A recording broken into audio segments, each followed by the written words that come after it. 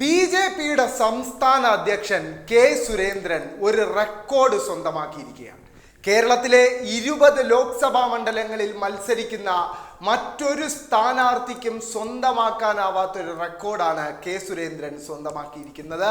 അത് മറ്റൊന്നുമല്ല, കേരളത്തിൽ മത്സരിക്കുന്ന സ്ഥാനാർത്ഥികളിൽ ഏറ്റവും കൂടുതൽ ക്രിമിനൽ കേസുകളുള്ള സ്ഥാനാർത്ഥി എന്ന റെക്കോർഡാണ് കെ സുരേന്ദ്രൻ സ്വന്തമാക്കിയിരിക്കുന്നത്. 243 ക്രിമിനൽ കേസുകളാണ് കേരളത്തിൻ്റെ വിവിധ ഭാഗങ്ങളിലുള്ള പോലീസ് സ്റ്റേഷനുകളിൽ കെ സുരേന്ദ്രൻ്റെ പേരിൽ രജിസ്റ്റർ ചെയ്തിട്ടുള്ളത്. ഇതിൽ വധശ്രമം ഉൾപ്പെടുന്നുണ്ട്, ഭീഷണിപ്പെടുത്തലുണ്ട്, പൊതുമുതൽ നശിപ്പിക്കലുണ്ട്. ഇതിൽ വധശ്രമമുണ്ട്, കലാപശ്രമമുണ്ട്, ഭീഷണിപ്പെടുത്തലുണ്ട്, പൊതുമുതൽ നശിപ്പിക്കലുണ്ട്. എന്തിലേറെ പറയുന്നു, തിരഞ്ഞെടുപ്പിൽ കോഴ കൊടുത്തു എന്നൊരു കേസിൽ ഉൾപ്പെടെ പ്രതിയായ വ്യക്തിയാണ് കെ സുരേന്ദ്രൻ. കെ സുരേന്ദ്രന്റെ പേരിലുള്ള ആ തെരഞ്ഞെടുപ്പ് കോഴ ആരോപണം നമുക്ക് അത്ര പെട്ടെന്ന് മറക്കാൻ സാധിക്കുന്നതല്ല.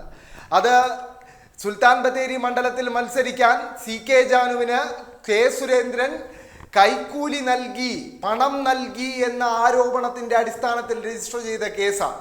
ആ കേസ് ഇപ്പോഴും നടന്നുകൊണ്ടിരിക്കുകയാണ്. ആ കേസിൽ പ്രതിയായ സുരേന്ദ്രൻ തന്നെയാണ് അതേ മണ്ഡലം ഉൾപ്പെടുന്ന വയനാട് ലോക്സഭാ മണ്ഡലത്തിൽ ഇത്തവണ മത്സരിക്കാൻ എത്തുന്നത് എന്നത് മറ്റൊരു വിരോധാഭാസം. എന്തായാലും 2019 ലോക്സഭാ തെരഞ്ഞെടുപ്പിൽ മത്സരിക്കുമ്പോഴും സമാനമായ ഒരു റെക്കോർഡ് കെ സുരേന്ദ്രൻ സ്വന്തമാക്കിയിരുന്നു.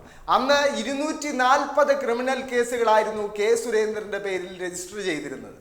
ഇന്നത് 243 ഉയർന്നു എന്ന് മാത്രം. എന്തായാലും മറ്റൊരു പ്രധാനപ്പെട്ട സ്ഥാനാർത്ഥിയും ഈ റെക്കോർഡ് ഭേദിക്കും എന്ന് തോന്നുന്നില്ല.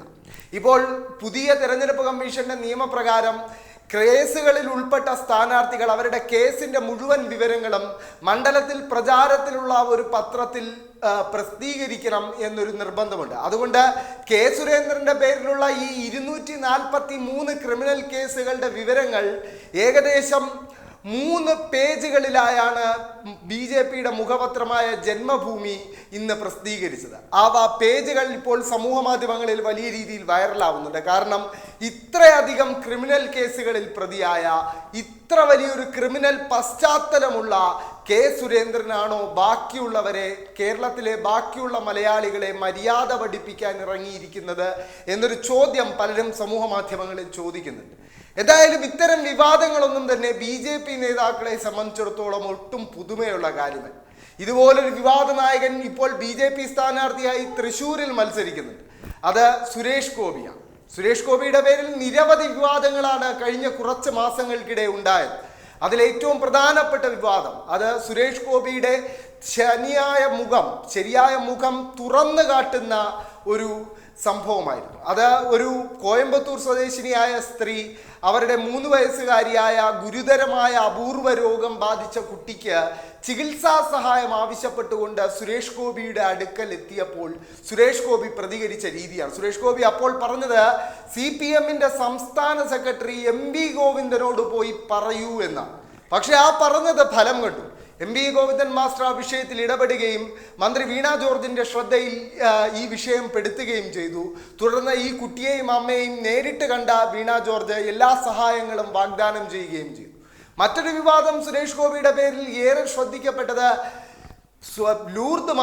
തൃശ്ശൂർ ലൂർദ് മാതാവിന് സ്വർണ്ണ കിരീടം നൽകിയ വിവാദമായിരുന്നു. വലിയ കൊട്ടിഘോഷങ്ങളോടെ മാധ്യമ പടയുമായാണ് സുരേഷ് ഗോപി തൃശ്ശൂർ ലൂർദ് മാതാവിൻ്റെ പള്ളിയിലെത്തി സ്വർണ്ണ കിരീടം നൽകുന്നത്.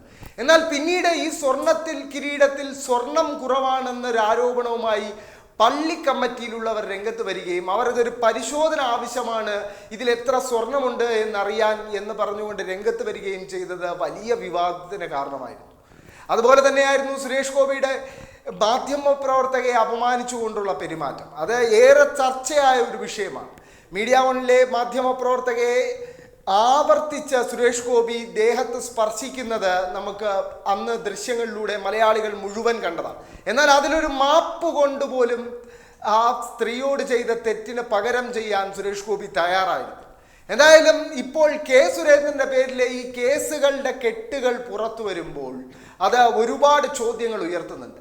പൊതുരംഗത്ത് നിൽക്കുന്ന ഒരു ജനപ്രതിനിധിക്ക് അല്ലെങ്കിൽ നേതാവിന് എന്തിനാണ് ഇത്രയധികം കേസുകൾ വരുന്നത് എന്നൊരു ചോദ്യം വരുന്നുണ്ട്. കാര്യം BJPയിലെ മറ്റൊരു സ്ഥാനാർത്ഥിക്കോ അല്ലെങ്കിൽ CPMലെയോ കോൺഗ്രസിലെയോ മറ്റൊരു സ്ഥാനാർത്ഥിക്കോ ഇത്രയധികം കേസുകൾ ഇല്ല എന്നത് കെ സുരേന്ദ്രനെ കൂടുതൽ പ്രതിരോധത്തിലാക്കുന്നുണ്ട്. എന്തായാലും കെ സുരേന്ദ്രന്റെ ഈ റെക്കോർഡ് ഈ തെരഞ്ഞെടുപ്പിൽ എന്തായാലും മറ്റൊരു സ്ഥാനാർത്ഥിയും പൊട്ടിക്കും എന്ന് തോന്നുന്നതിൽ അർത്ഥമില്ല. കാരണം 243 ക്രിമിനൽ കേസുകളാണ് കെ സുരേന്ദ്രന്റെ പേരിൽ കേരളത്തിലെ വിവിധ സ്റ്റേഷനുകളിൽ രജിസ്റ്റർ ചെയ്തിരിക്കുന്നത്.